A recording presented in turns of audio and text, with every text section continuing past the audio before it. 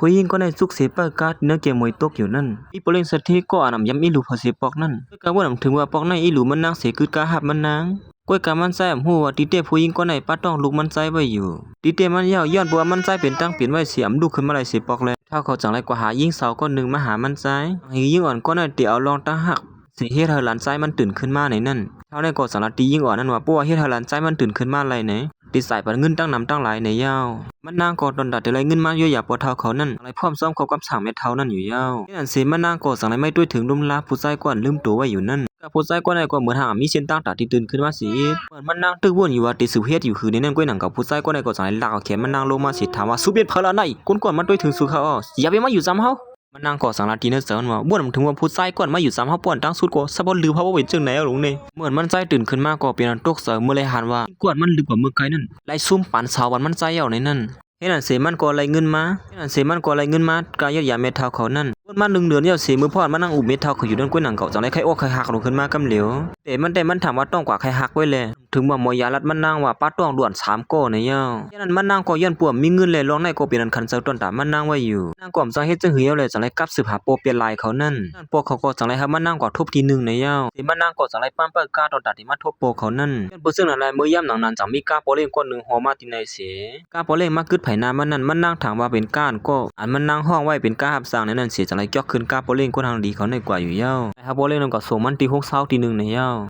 วเมื่อพ่อนมันขี่ก้าอยู่นั่นก้อยหนังเก่าสังไรวนถึงขึ้นควบกำลังหมอยานั่นว่าสู้อ่อนนั่นแหละติเลยซ้ำยาใจเงินอีกนึงนะมันนางก็สังไรอยู่ที่นั่นจังมันมาลูกเว้ยแม่ติลุงลาลูกเว้ยนะลูกเตะแก่นแข็งนั่นแม่ติคัดจากลุ่มลาลูกเว้ยนี่อยู่มันนางวนเสียห้องหายอยู่ห้างก็เหลียวมันนั่นก็ที่เฮ็ดให้โปเล็กในอีหลูมันนางเลยสังไรซกขึ้นมาพาเสียดนาในท้องมันเสียยืนบนมันนางเสียดขี้มุกน้ำตามันนั่นนี่อยู่มันนางก็สังไรฮู้ขึ้นมาติเต้มันก็มันขึ้นกาพิษลามันเปียดเมื่อล่วงกากว่านั้นฉบับเจอกะหับสังสิตาไหนก็มันนางก็สังไรใจกานั่นเหมือนกันมันใจหันว่ายิงอ่อนก็ได้ไปเข้ากว่าที่ห้องเศร้านั่นเสียเต้มันใจที่อ่างที่ปอกมือเฮือนอยู่นั่นก้อยหนังเก่าลูกน้องมันใจสังว่าเม็ดเท่าค้างเฮ็ดไม่เป็นยิงตั้งนำตั้งหลายที่ในห้องเศร้านั่นปันมันใจในยาวก้อยกาลองในมันใจเขาเสือก้อยวนว่าผู้ยิงก็ในเข้ากว่าที่ในห้องเศร้าเยาสิกูเลยมีเพียเขียนอะไรเป็นอันไม่เสือไว้อยู่หนังเก่าย่ำหนังนั้นมันนั่งกอดสังไรเข้ามาหาโปเปียนลายเขาที่ในห้องเศร้าในเสียสังไรลูกเสือซื้อคู่ซึ่งไหนมาล่ะแน่ซื้อคู่ยู่ซึ่งไหนมันจันเสือเปิ้นโลโดยไรเสือซื้อคู่อันจันเสือผู้ใจมามันนางย้อนเงินปอเขาอยู่นั่นก้อยหนังเก่าปอเขาก็สังว่าเฮ็ดนาการให้เข้มเรียบก่อนก็สังไรลากเอาเขียนมันนางเสียมาปันผู้ใจก็ในอยู่ยาวมันเตะกบปอเขาอ่านจะขายมันนางปันผู้ใจก็ในก้อ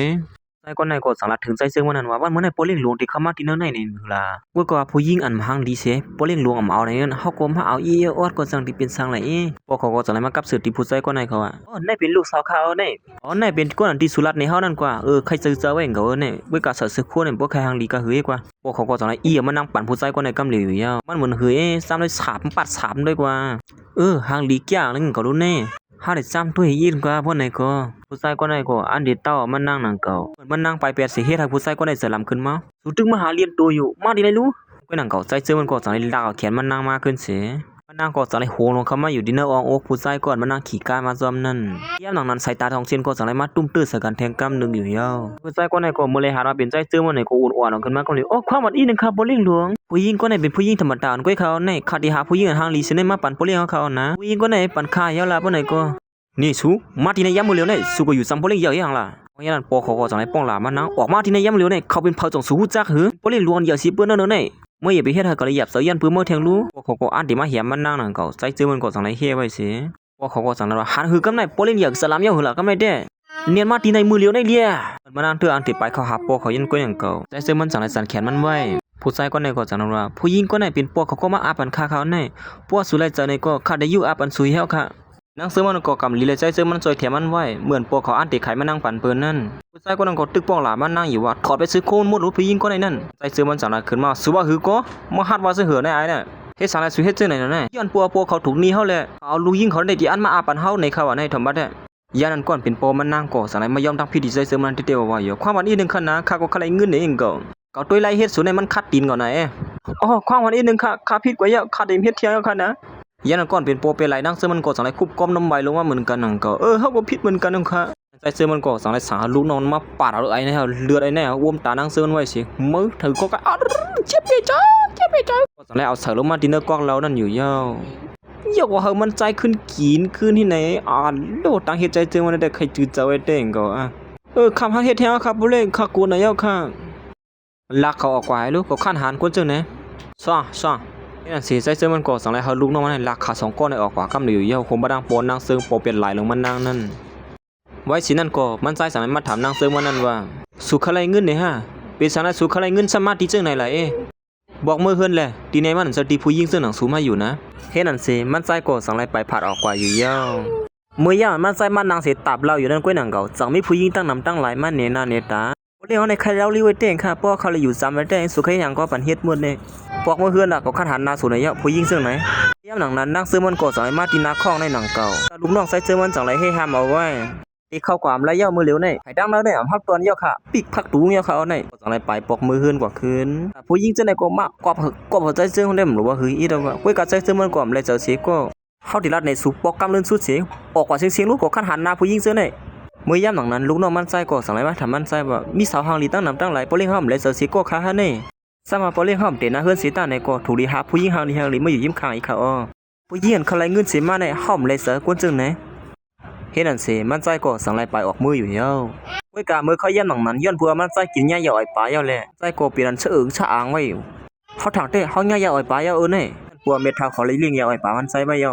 พอเราเป็นลาลีเฮ็ดจึงไหนล่ะเนี่ยข้าดีกว่าหาผู้หญิงตอนตัดแต่มาเกลีบันยาปอเลี้ยงก้อยค่ะเอาอ่อมรู้เฮ็ดจึงนั้นก็ไรเย้าวะขึ้นมือหรือจะดังเหนือก็ไรเย้าอย่าไปหาเผาขึ้นมาส้มเฮาละนั่นสิมันใจก็สังไรไปออกกว่าอยู่เย้าแต่ลูกน้องมันใจก็ย้อนพัวไม่เจอต้นตามันใจเลยสังรัดว่าเจ้าไหนผมมีผู้หญิงมาเกี่ยได้สุกซักมือแล้วในปอเลี้ยงเขาเนี่ยสังไรสาหกวนมันแทงก้นหนึ่งกว่าหาผู้หญิงมาเนี่ยอยู่เมื่อย่ำหนังนั้นสังไรหันนั่งซึ่งมันอันมีอยู่ภายนอกนั่นสิขว้างผู้หญิงคนนั้นคืนกว่าดังเหนือก็เหลียวรู้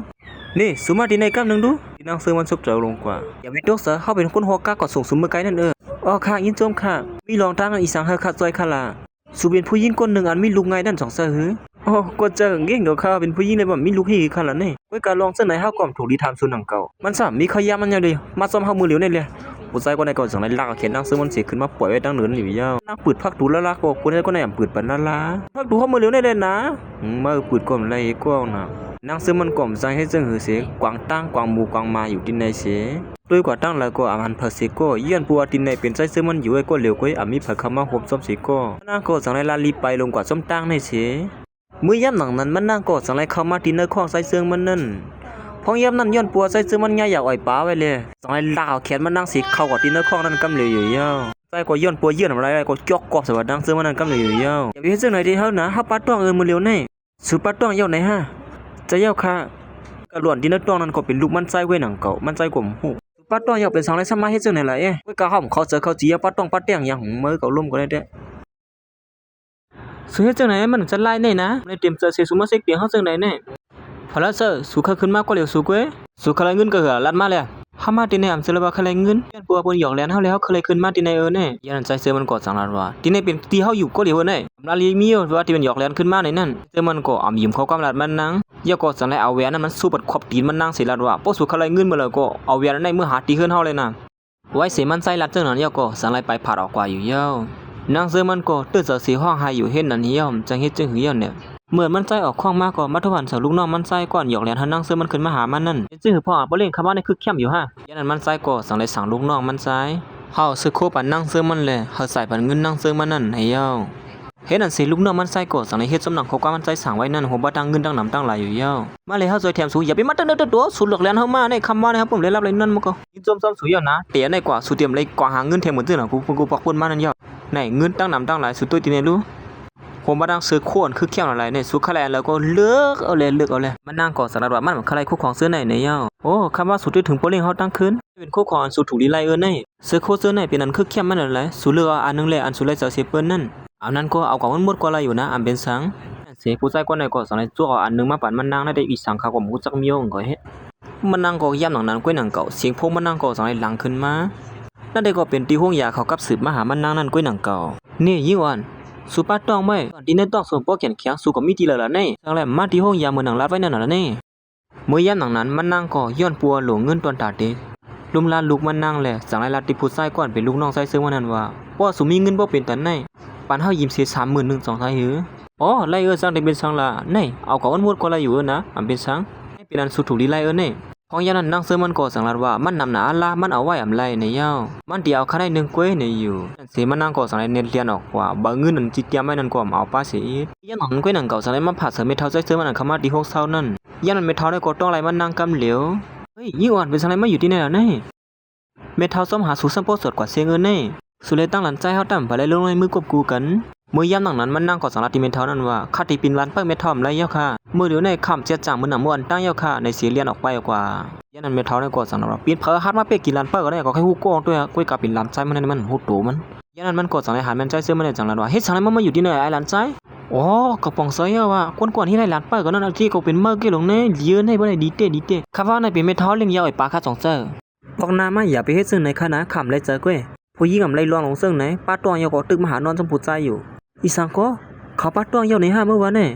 เมื่อย่าหมังมันเม็ดเท้าในกอกเปลี่ยนยินจุ่มเตี้ยวๆอยู่ยาวเขาเป็นยิ่งอ่อนก้อนมีเท้าหามาปั่นลันใจมือไหลเลือนป่นมานั่นเขาเป็นก้นก่อนจอยแถมลันใจเขาตื่นขึ้นมาหันหน้าเมืองก้นแทงกำหนึ่งเนี่ยล้วนที่เราต้องนั่นเป็นลูกสูเนี่ยใจกอกเปลี่ยนตกเสือกำเหลียวสีสังไรชาลูกน้องมันกอดจอมหานางซื้อมันนั่นกำเหลียวอยู่ยาวยันเบอร์นั้นนางซื้อมันก็ตึกขึ้นห้องเย็นจันจอมอยู่แล้วจังไรมามีที่ห้องยาเนี่ยอ้อมเจอห้องเฮียในตัวมันนางกอดสังไรมาตัวเงินมันอยู่ตอนตาลูกเขาเด็กคัดเสือหาเงินเลี้ยงลูกไว้นะเม็ดเท้าในกอกเปลี่ยนนั้นไม่เจอต้นตาลันเปิ้ลมันเท่ๆบอกว่าเม็ดเท้าอย่าเป็นไม่เจอพวกเป็นแต่นั่นแหละข้าฉงก้นกอดซ้ำหายเขาเนี่ย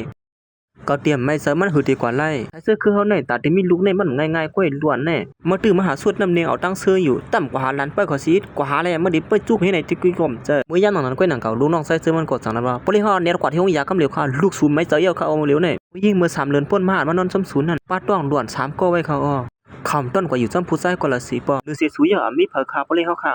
เมื่อย่ามหลังนั้นมันใส่กว่าสังไรบ่นถึงขึ้นมือพ่อนปอกก่อนตั้งสุดนางซื้อมันซ้ำปูบือไว้เหนือกูมันใจนั่นมือเหลียวในโปเมเขาอ่อนเขากวาดที่ห้องยาเสพที่เขาเอายาล้วนนั่นออกในว่าเท่าไรก็เปลี่ยนตุกเสือลงกว่าอีสังก็ย่องย่อหาในหลานซ้ายเขาในจะไล่ไม่เปิดมือนี่เปลี่ยนกันกวาดไว้เลย